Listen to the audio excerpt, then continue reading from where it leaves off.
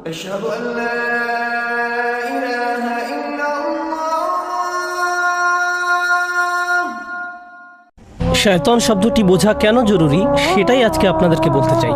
এটার আরব এবং অনারব দুইটা মূল সূত্র আছে এবং আরব সূত্রে শব্দটির মূল দুটো হতে পারে, একটা হলো শাইত আর একটা হলো শাতান। শাতান শব্দটির অর্থ তাবা আদা, অর্থাৎ এমন একজন যে অনেক অনেক দূরে চলে গেছে অনেক পথ পাড়ি দিয়ে। এই কারণেই শাতান বলতে একটি অনেক লম্বা দড়িকেও বোঝানো হয়।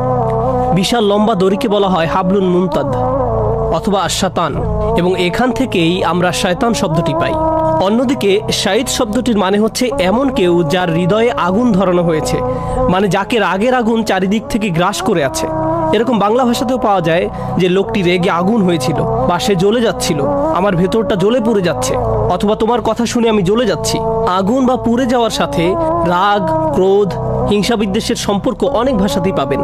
শয়তান জ্বলে পুড়ে যাচ্ছে তার হিংসার কারণে, এবং কেউ কেউ দুটো মূল শব্দের অর্থকে এক করার চেষ্টা করছেন এভাবে যে শয়তান রাগের পথ দিয়ে হেঁটে অনেক দূর চলে গেছে, এবং কখনো যদি তার সুযোগ হয় ফেরত এসে রাগটাকে কমানোর, সে সেই সুযোগটাকে ঠেলে সরিয়ে দেয় এবং আরো দূরে চলে যায়, এবং এই জিনিসটা সে আমাদের উপরে প্রয়োগ করে।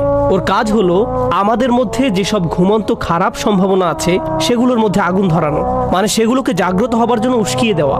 শয়তান কিন্তু আমাদের কোনো খারাপ কাজ করতে বাধ্য করতে পারে না, কিন্তু আমাদের নিজেদের মধ্যে অনেক বৈশিষ্ট্য ঠান্ডা বারুদের মতো লুকিয়ে আছে।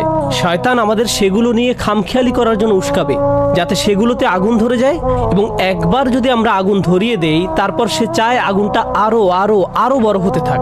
কোরআনে আছে ইউরিদু শয়তানু আইয়ুদিল্লুহুম দালালাম বাঈদা। শয়তান চায় যে আপনি পথভ্রষ্ট হয়ে অনেক অনেক দূরে চলে যান, ঠিক ওর নিজের মতো। সে চায় আপনি কেবল দূরেই যেতে থাকেন, আরো আরো আরো দূরে।